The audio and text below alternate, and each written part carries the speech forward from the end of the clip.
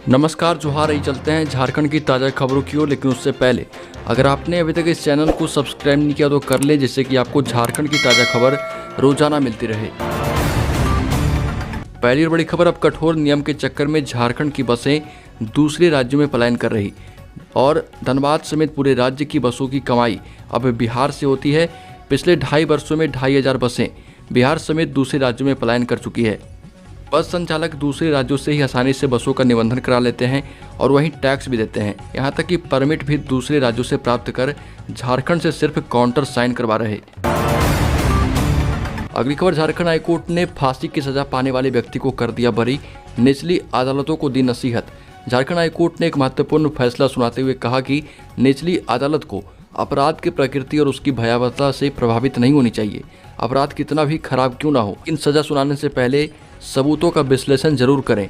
Justice R Mukhopadhyay और justice Sanjay Prasad की अदालत ने कहा कि यह मामला भयानक और जघन्य है, लेकिन इसमें साक्ष्यों पर गौर नहीं किया गया है। आपको बता दें कि अदालत ने 6 साल की बच्ची के रेप के मामले में एक व्यक्ति को फांसी की सजा सुनाई थी, जिसके बाद कोर्ट ने उस व्यक्ति की सजा माफ कर दी। और कांग्रेस ने राज्यसभा की एक सीट पर दावा ठोक दिया है। कांग्रेस के प्रदेश अध्यक्ष राजेश ठाकुर पार्टी के चारों मंत्रियों डॉक्टर रामेश्वर उरांव, आलमगीर आलम, पन्ना गुप्ता और बादल के साथ सीएम आवास पहुंचे और सीएम हेमंत सोरेन से मुलाकात की। चिंतन शिविर में लिए गए पार्टी के फैसले की सीएम को जानकारी दी और राज्यसभा चुनाव में कांग्रेस की उम्मीदवारी का दावा भी किया। सूत्रों के मुताबिक मुख्यमंत्री ने कहा कि विधायकों के साथ बैठक करने के बाद निर्णय लेंगे, क्योंकि राज्यसभा चुनाव के मुद्दे पर पार्टी विधायकों को विश्वास में लेना जरूरी है। 15 करोड़ रुपए से धुर्बा में बनेगा राज्य का पहला ट्रैफिक पार्क। राज्य सरकार ने झारखंड में बनने वाले पहले ट्रैफिक पार्क के लिए स्वीकृति दे दी है और इसके निर्माण पर करीब 15 करोड़ रुपए खर्च किए जाएंगे। धुर्बा स्थित राज्य पथ परिवहन निगम कर्मशाला परिसर में प्रस्तावित ट्रैफिक पार्क का निर्माण किया जाएगा। परिवहन विभाग झारखंड से मिली जानकारी के अनुसार राज्य सरकार ने प्रस्तावित ट्रैफिक पार्क के लिए प्रशासनिक स्वीकृति भी दे दी है और इसका निर्माण झारखंड राज्य भवन निर्माण निगम लिमिटेड के द्वारा किया जाएगा।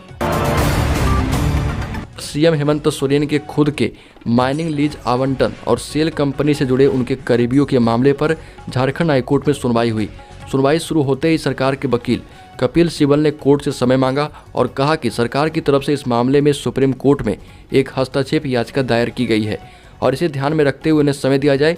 इसके बाद कोर्ट ने मामले की सुनवाई के लिए 4 दिन का समय दिया है। अब इस मामले की अगली सुनवाई 24 मई को होगी और सुनवाई के दौरान कोर्ट ने कहा कि ईडी की ओर से कोर्ट को सौंपे गए दस्तावेज देखकर ऐसा लगता है कि यह मामला काफी महत्वपूर्ण है और जनहित से जुड़ा हुआ मालूम होता है। एक और, पोषण सखी के 13 माह का वेतन हुआ बकाया, 1 सप्ताह में भुगतान नहीं होने पर भूख हड़ताल की चेतावनी। पोषण सखी की सेवा समाप्ति के 2 माह बीत जाने पर भी 13 माह के बकाये मानदेय भुगतान नहीं होने पर काफी रोष है।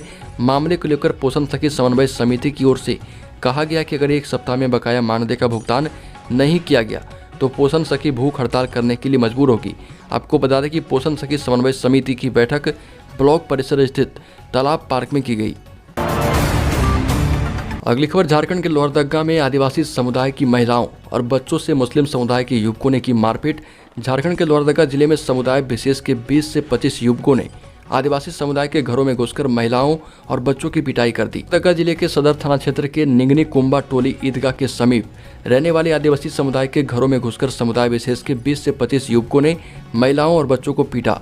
इस घटना के बारे में बताया जाता है कि निगनी कुंबा टोली के समीप कुछ युवक बैठकर चाय पी रहे थे, वहीं पर कुछ बच्चे खेल रहे थे। तभी समुदाय विशेष के 4-5 युवक वहां पर आए और आदिवासी बच्चों को डांस करने को कहा। बच्चों ने इससे मना किया तो बच्चों की बुरी तरह से पिटाई शुरू कर दी। बात बढ़ने लगी। वहां मौजूद आदिवासी समुदाय के युवकों ने इसका विरोध किया तो समुदाय विशेष के युवकों ने फोन कर 20 से 25 मुस्लिम युवकों को बुला लिया। इसके बाद दोनों समुदायों के बीच झड़प हुई। फिलहाल पुलिस इस मामले की जाँच कर रही है। अगली खबर, झारखंड पंचायत चुनाव के दूसरे चरण में नक्सलियों के मान में भी लोकतंत्र की जय जयकार हो रही है। कड़ी सुरक्षा के बीच लोग निर्भीक होकर मतदान कर रहे। सिमडेगा प्रखंड के जपकाकोरा और बिकेरा, बीरू, अरानी, बूढ़ा पहाड़, कुम्हार बांध, हरियन धारा तथा ठिठाई गाड़ प्रखंड के तुमकी, बम्बल केरा, घुटबाहर आदि क्षेत्र में लोग घरों से निकलकर मतदान कर रहे। मतदान करने वालों में युवा, बुजुर्ग एवं महिला मतदाता भी शामिल है। खबर, रांची जिले में दुष्कर्म की एक शर्मनाक घटना सामने आई। एक युवक ने रात में ही महिला को अकेली देखकर उसके साथ दुष्कर्म किया।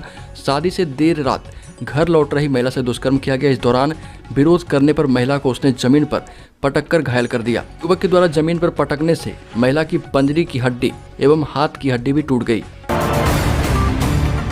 अगली खबर भारतीय राष्ट्रीय राजमार्ग प्राधिकरण की कोलकाता में हुई 2 दिवसीय रीजनल कॉन्फ्रेंस में झारखंड की लगभग 500 किलोमीटर की नई सड़क परियोजनाओं पर फोकस रहा। बोकारो रामगढ़ से बनारस कोलकाता तक 8 लेन एक्सप्रेसवे बनाया जाएगा और ये 200 किलोमीटर की 8 लेन एक्सप्रेसवे पर जल्द काम शुरू करने को लेकर प्रेजेंटेशन दिया गया है। ये खबर झारखंड राज्य कृषि उपज और पशुधन विपणन विधेयक 2022 को अस्थायी रूप से समाप्त करने के लिए federation of Jharkhand chamber of commerce and industries ने मुख्यमंत्री को पत्र सौंपा। चैम्बर के अध्यक्ष धीरज तनेजा ने कहा कि राज्यपाल के द्वारा विधेयक को राज्य सरकार के पास वापस लौटाया जाना यह दर्शाता है कि इस विधेयक की अव्यवहारिकता से आमजन प्रभावित होंगे और इस विधेयक के प्रभावी होने से राज्य में खाद्य वस्तुओं की कीमतों में बेतहाशा मूल्य वृद्धि होगी। साथ ही इस विधेयक के माध्यम से प्रभावी होने वाले कृषि शुल्क पर भी प्रभाव पड़ेगा। झारखंड में संविदा कर्मियों ने सरकार पर बड़ा आरोप लगाया और कहा कि झारखंड की सरकार संविदा कर्मियों को एक मजदूर से भी कम वेतन देती है और सुप्रीम कोर्ट के न्यूनतम मजदूरी का जो नियम है उसका भी पालन नहीं कर रही और इसी वजह से संविदा कर्मियों में काफ़ी आक्रोश देखने को मिल रहा है।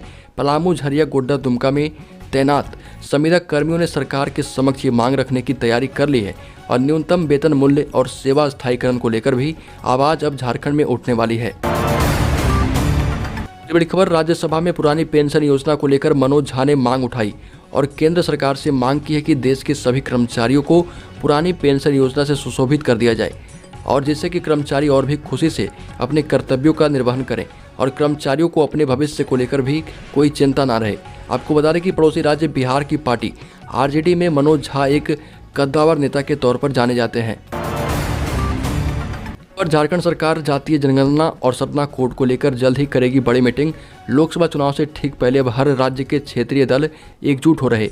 वही हेमंत सरकार भी इसी दिशा में आगे बढ़ते हुए सरना कोड और जातीय जनगणना को लेकर ऑल पार्टी मीटिंग करेगी और इसकी मांग केंद्र सरकार के समक्ष भी रखेगी। और कोडरमा का तिलैया डैम इस बार राज्य की जनता का प्यास बुझाएगा। मई माह में पड़ रही भीषण गर्मी के बीच जहां एक और ग्रामीण इलाकों के ताल तलैया पूरी तरह सूख चुके हैं, वहीं दूसरी तरफ तिलैया डैम में अभी भी लबालब पानी भरा है। इस भीषण गर्मी में भी तिलैया डैम के जलस्तर पर कोई असर देखने को नहीं मिला, जिससे कि कोडरमा सहित बरही व आसपास के इलाकों में पेयजल आपूर्ति की फिलहाल कोई समस्या नहीं है। मई माह की 18 मई को तिलैया डैम में वाटर का लेवल 364 मीटर पहुंच चुका है, जो कि रिकॉर्ड है पिछले 5 वर्षों का। हजारीबाग से जल्द शुरू हो सकती है लंबी दूरी की ट्रेन। बड़ा बाजार जैन भवन में हजारीबाग सांसद जयंत सिन्हा ने जनसंवाद का कार्यक्रम आयोजन किया और इसमें वार्ड नंबर 17 एवं आसपास के लोग शामिल हुए। ओवरब्रिज का काम करीब खत्म हो गया है। इस बात को लेकर कई बार रेल मंत्री से भी मिला गया है और होल्डिंग टैक्स के बारे में जयंत सिन्हा ने बताया कि झारखंड सरकार की नीयत और नीति दोनों अच्छी नहीं है। प्रत्येक वर्ष होल्डिंग टैक्स बढ़ाने का कोई औचित्य नहीं है। हजारीबाग के साथ साथ पूरे झारखंड में बिजली व्यवस्था लचर हो चुकी है। झारखंड सरकार डीवीसी को पैसा नहीं देती है, लेकिन केंद्र सरकार हजारीबाग से जल्द ही लंबी दूरी की ट्रेन संचालित कर सकती है। एकेडमिक काउंसिल ने मार्च अप्रैल 2022 में हाई स्कूल और इंटरमीडिएट की परीक्षा का आयोजन किया था। इस झारखंड बोर्ड परीक्षा ऑफलाइन मोड में हुई थी और इसमें कोविड प्रोटोकॉल का खासतौर पर पालन किया गया था। झारखंड बोर्ड रिजल्ट 2022 से जुड़ा कोई अपडेट अब तक नहीं मिला है। झारखंड बोर्ड 10वीं और 12वीं की परीक्षा में शामिल हुए 6,80,446 स्टूडेंट को अपने बोर्ड रिजल्ट घोषित होने का बेसब्री से इंतजार है और झारखंड बोर्ड रिजल्ट 2022 की ऑफिशियल वेबसाइट jackresult.com पर अपलोड कर दिया जाएगा और इसी पर रिजल्ट जारी किया जाएगा। अगली खबर, गैस सिलेंडर की कीमतों में एक बार फिर से इजाफा हुआ है। पेट्रोलियम कंपनियों ने घरेलू एलपीजी गैस सिलेंडर के दाम में 3 रुपये 50 पैसे की बढ़ोतरी की।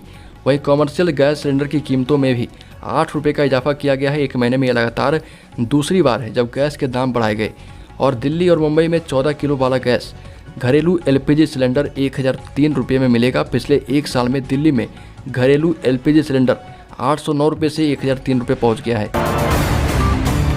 झारखंड के बच्चों को डायरिया से बचाने के लिए बड़ी मुहिम की शुरुआत हो चुकी है। रोटा वायरस की मिलेगी नई दवा। झारखंड के बच्चों को डायरिया से बचाने के लिए नई दवा का उपयोग होगा। नई दवा तरल रूप में होगी, जिसके एक वायल से एक ही बच्चे को दवा दी जाएगी। इससे पहले रोटा वायरस की दवा पाउडर में होती थी, जिसे तरल पदार्थ के रूप में तैयार कर बच्चों को लगाया जाता था। वही नई दवा लिक्विड होगी, जिसे तैयार करने की जरूरत नहीं होगी। स्वास्थ्य विभाग ने इसकी खेप जिला अस्पताल के सेंटरों में पहुंचाना शुरू कर दिया है। झारखंड सीमा पर जमकर हो रही अफीम की खेती। बिहार पुलिस ने 3000 किलो से अधिक गांजा किया है जब्त। बिहार के गया जिले के नक्सल प्रभावित क्षेत्र और झारखंड सीमा से सटे बाराचट्टी के सिरसिया तरी जंगल वाले इलाके से सुरक्षा बलों की टीम ने लगभग 1 करोड़ रुपए मूल्य की मादक पदार्थ की खेप जब्त की है।